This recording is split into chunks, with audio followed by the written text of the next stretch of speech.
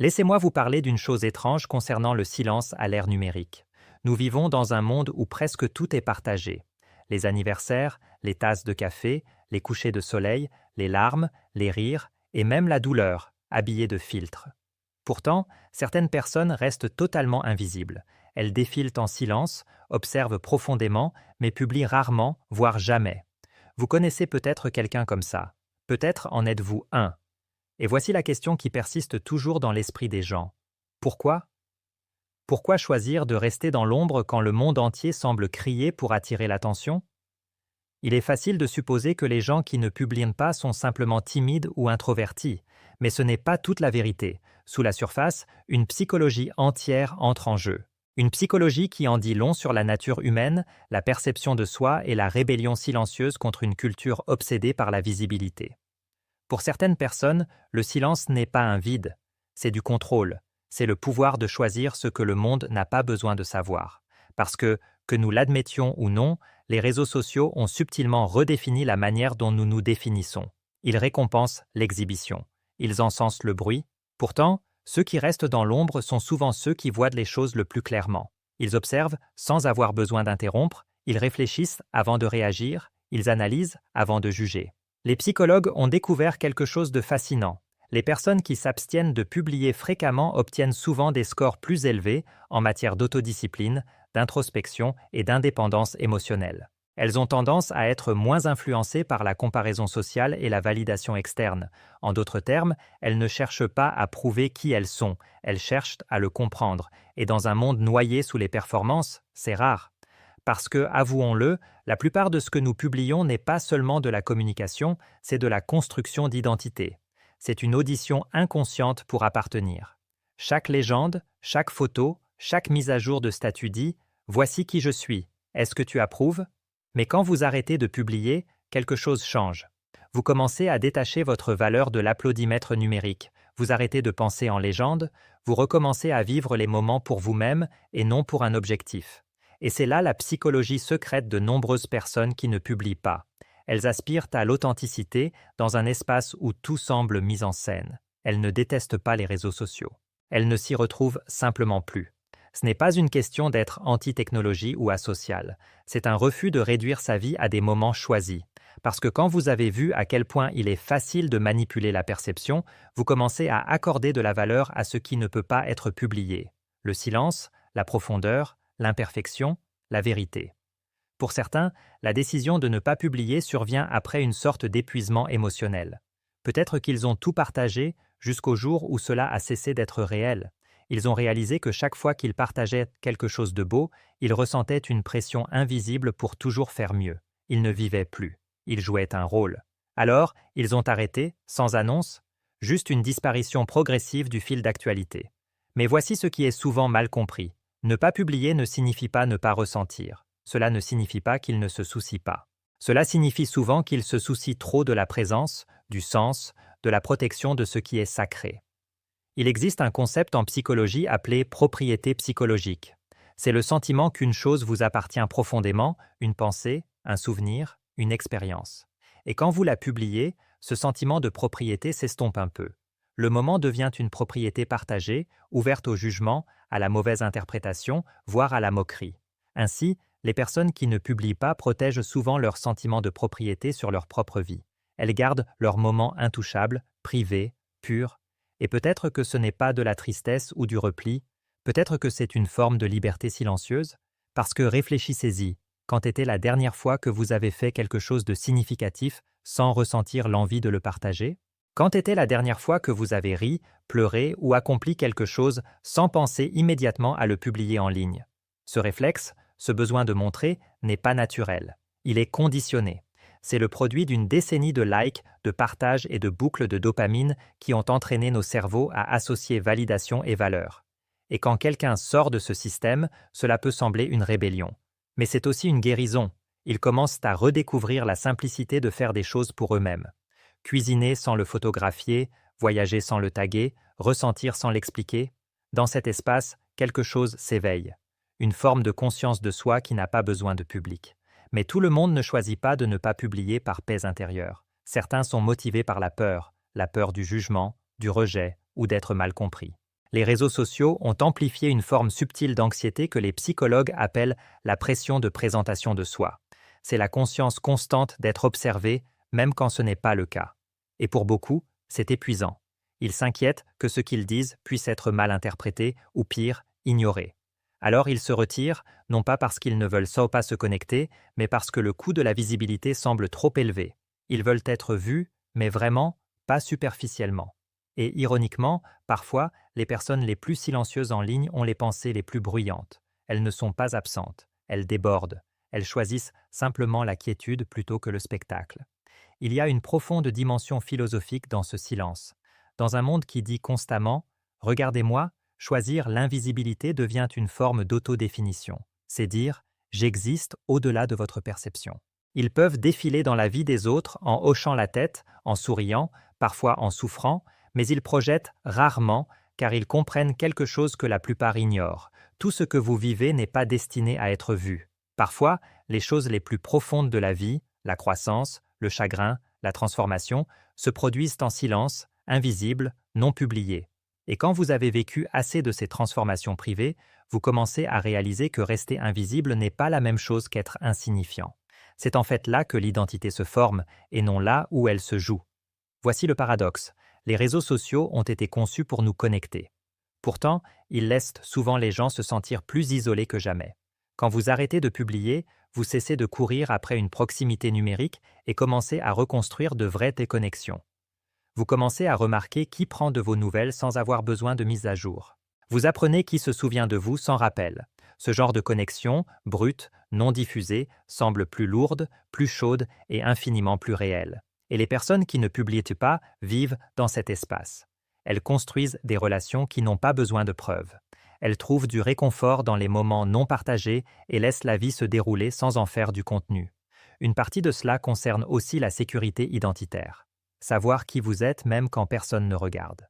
Quand vous êtes à l'aise en votre propre compagnie, vous n'avez pas besoin d'un public pour valider votre valeur. Ce n'est pas de l'arrogance, c'est la paix.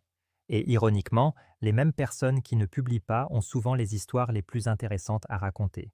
Mais elles les gardent pour quand vous êtes assis en face d'elles et non derrière un écran. Parce que pour elles, la vraie connexion ne se mesure pas en commentaires ou en likes.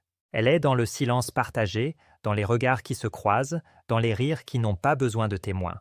Ce sont des personnes qui portent des mondes en elles, qui réfléchissent profondément, observent constamment et comprennent en silence. Elles n'ont pas besoin que le monde applaudisse leur existence, elles ont juste besoin de la vivre. Et peut-être, dans un monde si désespéré d'être vu, leur silence n'est pas un défaut, c'est un miroir, un rappel que tout ce qui a du sens n'a pas besoin d'être partagé. Que parfois, la chose la plus humaine que vous puissiez faire est de garder quelque chose entièrement pour vous. Ce qui est fascinant, c'est que plus quelqu'un reste éloigné des réseaux sociaux, plus il commence à voir le monde différemment. Les couleurs semblent plus riches, le temps paraît plus lent, les conversations deviennent plus profondes, c'est comme si s'éloigner du bruit rendait tout réel à nouveau. Parce que quand vous arrêtez de jouer un rôle, vous commencez à vivre. Il y a une beauté silencieuse à traverser la vie sans avoir besoin de preuves à chaque étape. Vous ne pensez pas aux angles, à la lumière ou aux légendes, vous êtes simplement là, pleinement vivant, dans le moment plutôt qu'à l'extérieur.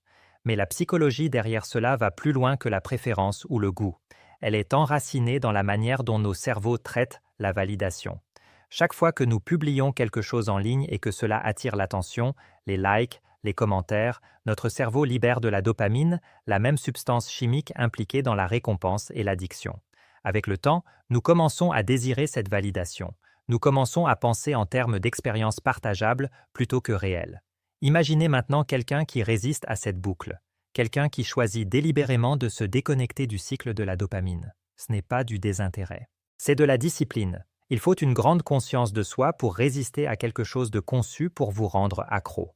Les personnes qui ne publient pas ont souvent un fort locus de contrôle interne, un terme psychologique signifiant que leur sentiment de valeur et de bonheur vient de l'intérieur et non de l'approbation externe. Elles n'ont pas besoin de l'écho numérique de « tu es assez bien pour y croire ». Et voici ce qui est encore plus intéressant, des études montrent que les personnes qui prennent de longues pauses dans la publication ou la consommation de contenu sur les réseaux sociaux connaissent souvent une augmentation mesurable de la stabilité émotionnelle et de la satisfaction de vie. Parce que quand votre identité n'est plus constamment reflétée, elle devient solide, elle devient réelle. Vous n'éditez plus votre vie pour la rendre digeste. Vous la vivez dans toute sa complexité, belle et non filtrée. Et peut-être que c'est là la vraie rébellion, rester entier dans un monde qui récompense les fragments. Mais le silence en ligne ne signifie pas toujours la sérénité. Parfois, il cache de l'épuisement. Pour beaucoup, les réseaux sociaux sont devenus un endroit où ils cherchaient autrefois la connexion, mais ont fini par se sentir vidés. Il y a une fatigue émotionnelle subtile qui vient du fait de voir les moments forts de tout le monde alors que vous essayez encore d'assembler les vôtres dans les coulisses. Vous commencez à comparer, même sans le vouloir.